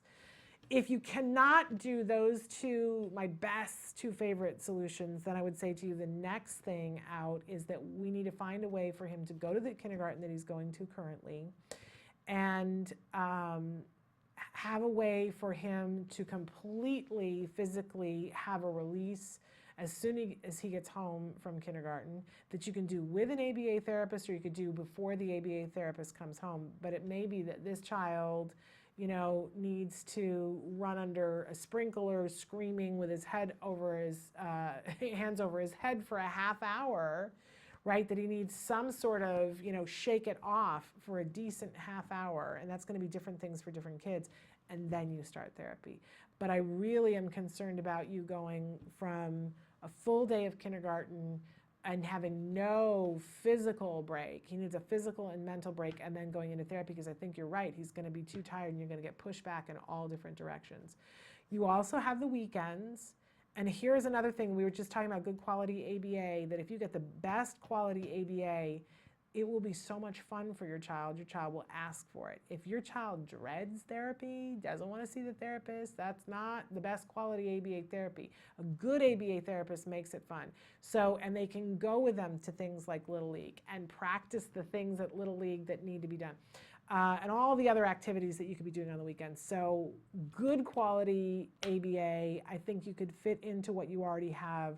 But because he's 5, my first choice would be that you get a good quality 40-hour-a-week ABA therapy program and potentially let kindergarten go for this year. I think you'd be amazed at the end of a year of where your child could be, and it could be that at that end of that year, your child never needed another bit of therapy after that if you really intensively double down on it.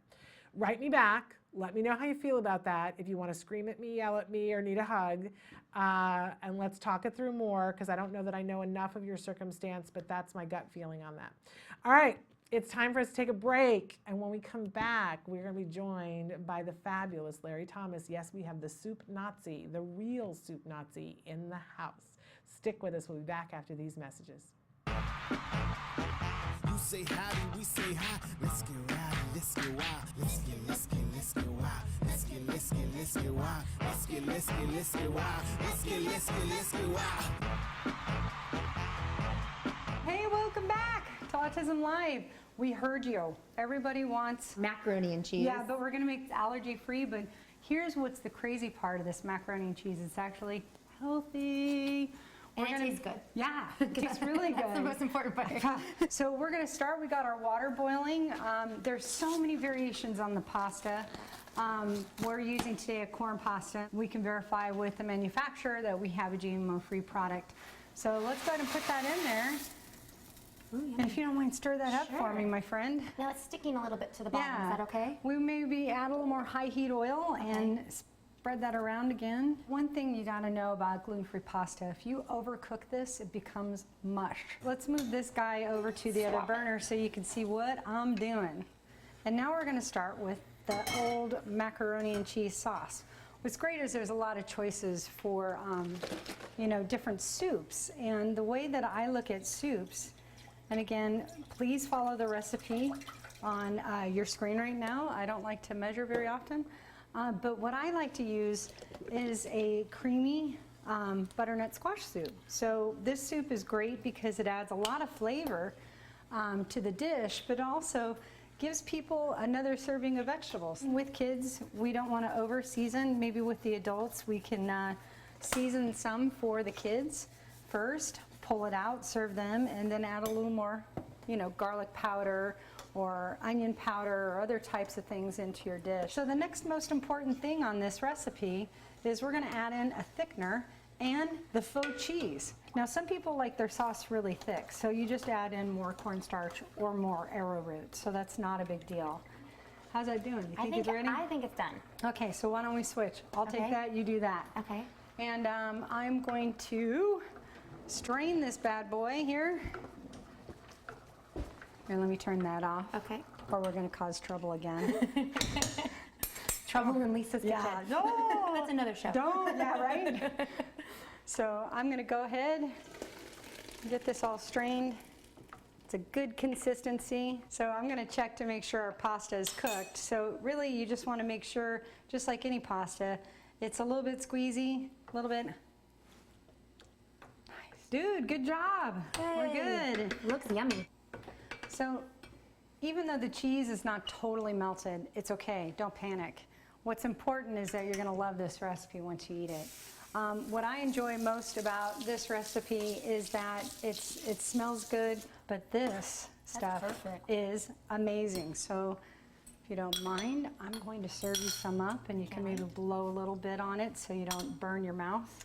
Sorry, I'm once a mom, always a mom. Just like we tell our kids. I know, right? Oh, and I can't wait. I'm excited. So I'm going to give a shot of this too, but oh my gosh, that is so good. This is the ultimate comfort food. So oh, it's so isn't good. it good? And I'm not just saying that. It is really good. It literally tastes like something our kids would really like, and that sweetness is really, really, really good. So the bonus for us is that when we're serving this to our kids, they're actually getting a full serving of vegetables in this. So instead of just eating a bunch of carbs and worthless calories, you're actually getting some good stuff in this. And we'll be back next time. I hope you join us again here on Autism Live. We're really loving the feedback, and if you have additional feedback, here's how you get it to us. You can send it to us via email at autismlive@gmail.com. On Facebook, facebook.com/autismlive. And also there's thousands of recipes waiting for you to discover them with pictures and different things on the Taka website. So you can hit Taka on the web, takanow.org, and we'll be back. Hopefully we'll get to do this again. I had so much fun. Maybe we'll have a little wine, but you got to join us next time. We'll look forward to seeing you then. Bye guys, we're gonna keep eating. You say howdy, we say hi. Let's get rowdy, let's get wild. Let's get wild.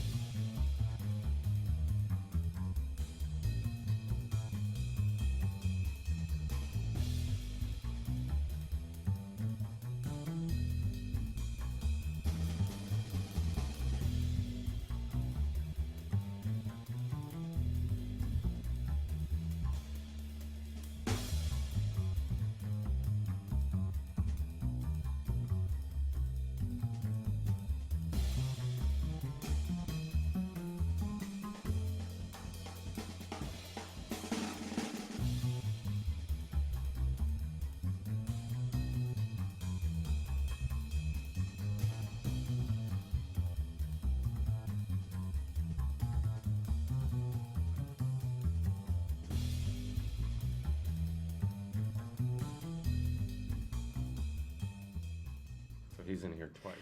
Welcome back to Autism Live. I have two fabulous guests that are joining me. You probably remember, because we've had him before on the show, Larry Thomas, fabulous actor, Emmy-nominated actor for his role as the soup Nazi in Seinfeld. Larry, thank you so much for being here and welcome back. Always my pleasure. And we have this wonderful young gentleman sitting between us who is Larry's nephew, Zeke Scovrin. Am I saying it right? Yep, you got it. Now, we've had Larry before on the show, but many people were writing in saying, okay, wait a second, what is the connection between the soup Nazi and autism? And the thing about it is that there are many connections. So we should talk about a couple of them. That Larry is a dear friend of my family. And I'm going to try not to get emotional about this, but Larry and my husband went to college together. And so Larry has been a friend of our family forever. You were at our wedding. You've been an amazing good friend to my husband forever, and now to me. And that when our son was diagnosed with autism and we were in the poops, it was bad news bears at our household in so many different ways. And the first thing that somebody said to us is, you got to do a fundraiser, and you have to lean into the people that you know and ask them if they'll donate things for an auction and so on and so forth. And I have to say that my husband put out like one little feeler, and you were the first person who stepped forward. Wow. Yes, you were.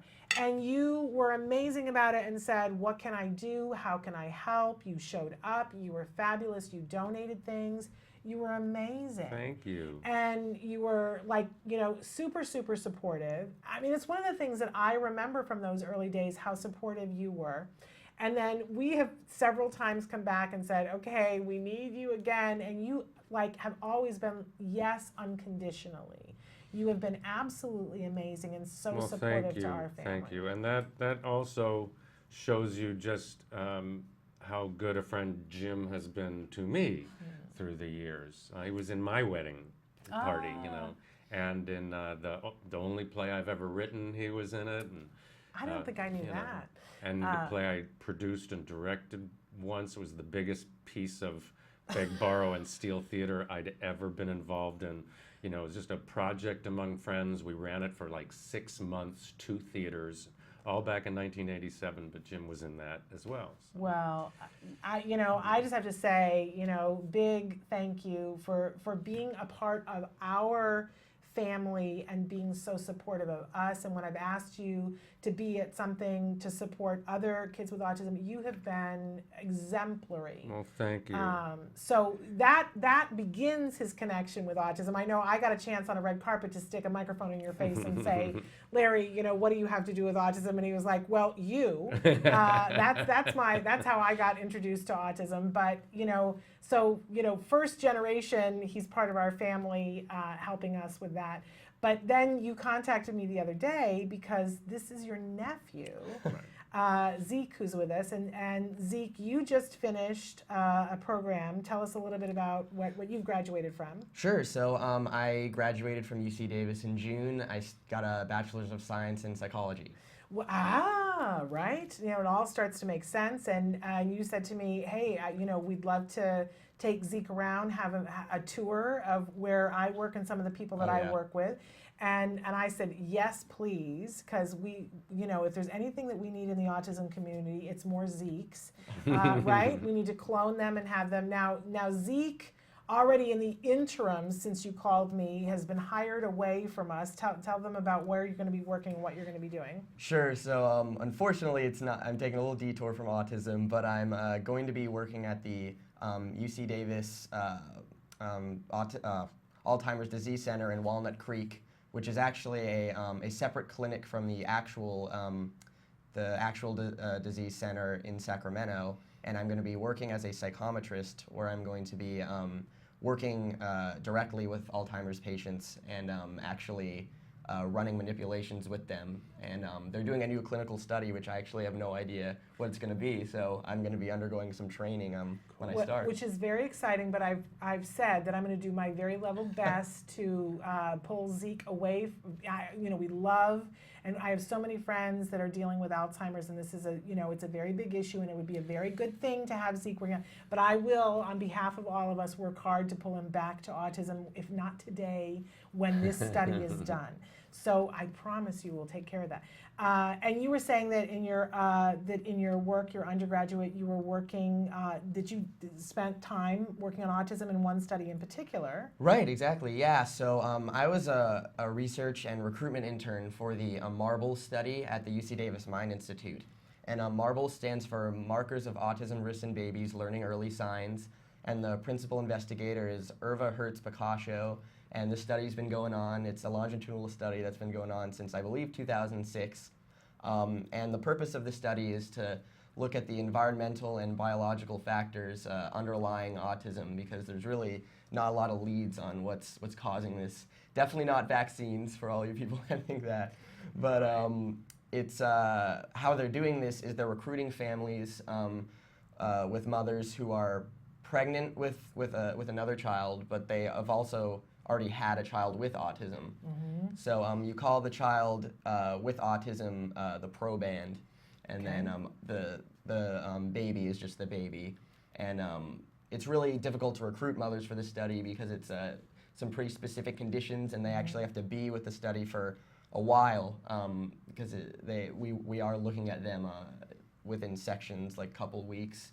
But it's an area that actually a lot of people are studying, because we know that the prevalence, if you've already had one child with autism, right, exactly, your risk of having another one is significantly higher. So everybody kind of wants a piece of those families to be looking at what are the things that are happening, because we need to get more information about what's happening. So Zeke has been one of our community, and we're losing him briefly, very briefly, to Alzheimer's. Sure we get it back. But you're right, you do need more Zekes. We do need more Zekes. This is exactly what we're looking for. In fact, in Walnut Creek, we're looking for more people. If you're somebody who wants to be a Zeke and you're in the Walnut Creek area, let me know, because we're looking for people specifically right there. Wow. Yes. That's a coincidence. Zeke. It's not a coincidence. Not at all. In any case, so we're thrilled that we have this opportunity, and after the show today, we're going to be taking a tour and convincing Zeke to come back. Come back to autism. If not now, later. But we're going to take a break, and when we come back, we have to talk specifically about this fabulous new book that Larry has, Confessions of a Soup Nazi. An adventure in acting and cooking. Yes, because I think people don't know enough about you. They need to know. Now we filled in some of the gaps of what Larry Thomas has to do with autism. But even this morning, people were saying, I'm excited to meet him, but, is he intimidating? Is he somebody that, people confuse people with a character. And I said, you're going to be so amazed, because you're such a regular, and I think anybody meeting you would be like, you're a kitten. You're very sweet, but you play mean people well. You're able to access that and play that well and be intimidating. I wonder where that came from. Well, maybe we can talk more about that. But in addition to other things that people may not know about you, you're an excellent cook. Thank you. Thank you so much. I actually wanted to just call it an adventure in acting and cooking, but my publisher said you have to have Soup Nazi in there to sell the book. Have to. And I have a foreword by Jason Alexander, which makes a lot of sense. How sweet. How wonderful. I'll tell you when we start talking about it how he did that, and it'll amaze you even more. All right. So that's coming up. We're going to lose Zeke for a little while, but not for long. All right. So stick with us. We'll be back with confessions from the Soup Nazi and some recipes after these messages.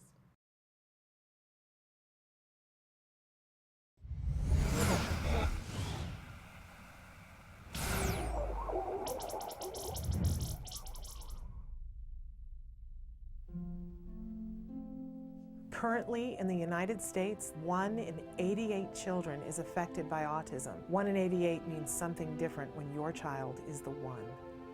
Recovery is possible. Hi, I'm Shannon Penrod, host of Autism Live, an online show about autism broadcast by CARD, the Center for Autism and Related Disorders. I'm also the mother of a child with autism. My beautiful son, Jem. You know our old joke? Guess what? Chicken butt. Chicken butt. So we're going to take the chickens. But things weren't always so easy. I remember when Jem was first diagnosed with autism. I used to lay awake at night in bed and pray for someone or something that could help us to get our child back. My prayers were answered by Dr. Doreen Grandpichet and the Center for Autism and Related Disorders. CARD treats autism and other related disorders using the principles of ABA, Applied Behavior Analysis, which is the only scientifically proven effective treatment for autism. It is also recommended by the American Academy of Pediatrics and the U.S. Surgeon General. About a year after we started treatment with CARD, we were able to see tremendous improvement, and we got our child back. What grade are you in? Second. You are a smart cookie, huh? Do you like school? Yeah. Do you have any good friends? Yeah, Oscar. Oscar is your best friend? Yeah. And my child is just one of thousands to benefit from CARD ABA therapy. Across the nation and around the world, children are making amazing progress and being given the keys to unlock their full potential. Recovery from autism is absolutely a possibility. We've been recovering children for over 20 years. It's just a matter of identifying the child's medical needs, understanding the child's sensory issues, and then teaching the child all of the skills they need in order to function normally. We know there's hope for autism. Autism is treatable and recovery from autism is possible.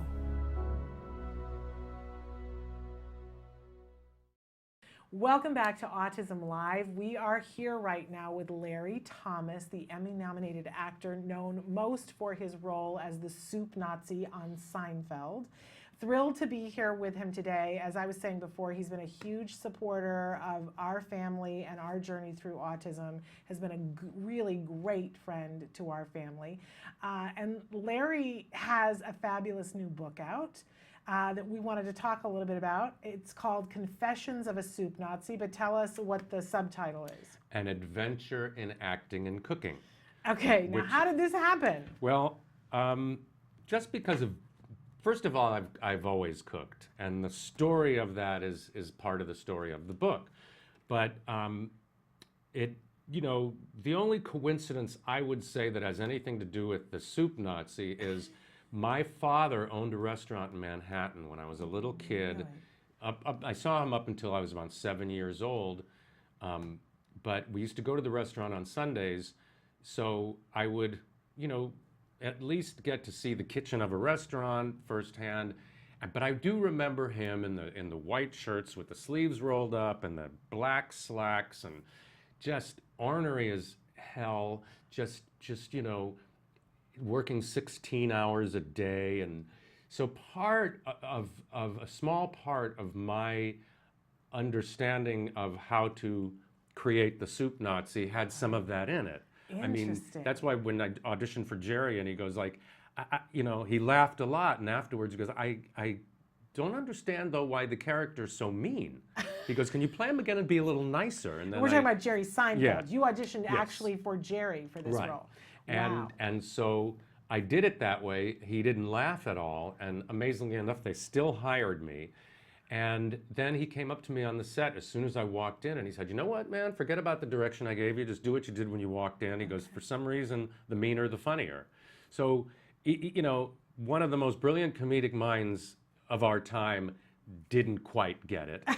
And I didn't do it to be funny. I did it because it was my understanding of a New Yorker who runs a food business. Interesting. Is just a lot of frustration, a lot of impatience, a lot of anger. Right. And so that part of my knowledge of my dad being a cook led to the character. But other than that, the similarity between me cooking and me playing that character, there's it's just a coincidence.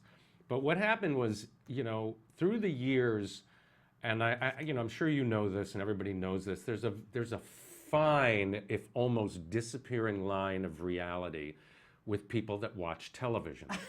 You know what I mean? I They do. just don't seem to know what's real and what's Well, how not. can you anymore? There's so much Yeah. reality TV Right. that isn't reality, That's right?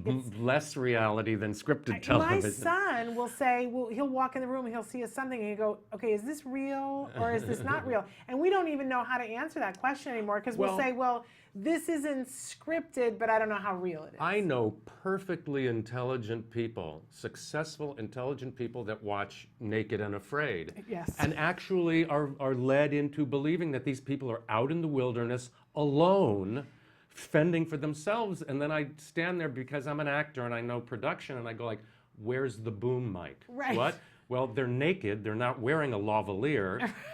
Obviously, there's got to be a boom mic somewhere. You're right. And I said, if there's a boom mic, there's an operator. And then Right. there's a sound cart and a sound man. And then there's got to be cameras. And don't let them tell you that these cameras are a mile away. They don't Right. make cameras that can do that. Right. So I go, so they're not naked and afraid. I'm sorry to tell you that because I know you're enjoying this. Anyway, but so people would come up to me at autograph shows and stuff through the years and just hit me with their version of reality, like, oh, I went to your restaurant in New York, and I had your soup, and when are you going to publish your recipes? Oh, that's right, Elaine got your recipes. And I mean, straight-faced, serious, Right. there is no reality. And so little by little, friends would come along and assist me at these shows. And one in particular, my friend Linda Schneider, who was my publicist and so responsible for this book. And she would go, you have to write the book. And she would just bug me and bug me and bug me. And then another friend of mine, Mitzi Kapture, the actress, who is a fellow ardent amateur cook, I would cook with her a lot, make new stuff for her kids and stuff. And my son Ben was always a great litmus test because his mom's a great cook. And we started feeding him, instead of like mac and cheese when he was a baby, she would make him pasta with sun-dried tomatoes and olive oil. So he's right. got this great palate. Yeah. And now he works at IKEA in the employee restaurant, designing the meals and stuff. Wow. It's this weird It's a full circle. strain we can't get out of the family. It's like short legs or something like that. It's the cooking You can't gene. breed it out. But anyway, so she kept saying, write the book, and then Mitzi would chime in and go like, well, let's try to make a goulash with turkey, ground turkey, and then she'd write it down. Okay, this has to be in your book. And I'm going, what book? I don't have a book. And so then one day I sat down, I was visiting, Linda and her husband Paul live in Pittsburgh, and I visit them frequently, and I was sitting at the computer and I said, okay, here's your first page. And it really was just a paragraph, but I wrote, and it's actually still the first paragraph, which is I'll just read it Yeah, you gotta out of read here. for us. This is not so much a cookbook as it is memoirs of a kid from Brooklyn whose working single mother never learned to cook. It was either learn to cook or live with eating TV dinners and macaroni with ketchup his whole life. Macaroni with ketchup was the one dish my mom did know how to cook, although these days she has really perfected the recipe and actually moved on to pasta sauce from a jar. So my recipes are simple ones, quick ways to cook something a little tastier than the usual quick meals you can get from a box, bag, or can. And so I wrote that. Amazing. And then left it for about a year. And I don't remember why, but a year later, somewhere between Linda and Mitzi just haranguing me, I sat down one day and I started to write a little more. And I somehow talked about creating the first couple of dishes, learning how to make a omelet with leftover pasta, and things like the bagel pizza, which was basically the Jewish boy's revenge for wanting to be Italian and loving Italian food. And then I somehow got to Valley College, where I met Jim. Yeah, my husband. Jim would remember this very well. We all got into this club that was like the society. It was called Delta Psi Omega, and then it was called Valley Collegiate Players. And it was like the club of the theater department, and Jim and I and a few of our friends had all joined at the same time. One function, I made my chili. And everyone loved my chili, but the teachers really loved my chili, one in particular. And he even added something to it. At that point, I didn't put ground fennel in it, which I do now. And that he was a guy named Patrick Riley. He was the late Patrick Riley was one of the professors, and he suggested the fennel. So then it became even better. So then it would have to be made for every cast party, every function or whatever. And I think the joke around the department was, if you saw my name on a cast list, you know, if we had all auditioned for a show, it was, oh, Larry, your chili got cast in, you know, Patrick's show or something like that. So I wrote that in the book, and a few pages in, and I sent it to Linda, and I said, okay, here's some more pages. And she read it, and she goes, that's the format of your book. And I said, what? And she goes, where your acting career and your recipes coincide, and you can tell stories about, you know, what has to do with what, why you made this recipe, for what reason, you know, why did you choose this? So one of the things about my recipes is, in so many cookbooks, they just give you the recipes, but I explain, like, why did I use this seasoning? Why am I using brown rice instead of white rice, and stuff like that. And some of the recipes actually do directly coincide with acting projects and stuff. Sometimes I'll just go like, hey, there hasn't been a recipe for a while and the story is getting way too dramatic, so, you know, whatever. It's the story of your life with the food. With food. And so there's 52 of my own recipes in there. 9 are soup if you count chili as soup. Most people go, no. No. So 8 are soup. Okay. So, wonderful. And so we're running out of time, but I want to know, of all the recipes in there, what's the one that we must try? Is it the chili recipe? It's got to be the chili, I think, because or if it has to be one of the soups, I would probably say the mulligatawny, because it's so famous from the episode of Seinfeld. It that episode introduced mulligatawny to the consciousness of American minds, you know, because it's an Indian soup. But I think my recipe's really good. It took. Again, at Linda and Paul's house, we took an entire weekend and I made like 3 or 4 different versions of it, and we whittled it down and I had a party, a tasting party, and, you know, people picked out, and everyone was unanimous on their favorite version of it. So that's what's in the book. Wonderful. And so where can people get the book? Right now, you can, you can just go to my website, realsoupnazi.com, RealSoupnazi. And if you want it signed, then you get it from me. If you just want the book unsigned and you click on that, it'll take you to the publisher's website where you could just order it from them. But it's also at barnesandnoble.com and amazon.com in different versions. You know, you can get it for Nook and Kindle and all of those things. And there are a lot of great pictures in there, including a couple of pictures of my husband. Right, and our acting projects that we did together. Which is so fun. Yeah. I have to say, you need to get this book. I can't wait. I wasn't able to get one today, and so I'm thrilled that you brought one. This so is that yours. I'm buying this book, and I want it signed. But again, tell them your website. realsoupnazi.com. And there's all kinds of stuff in it. Again, for Jim, I recently got very nostalgic and I digitized some videotapes I had from the shows we did together when back in the 80s, you know, right?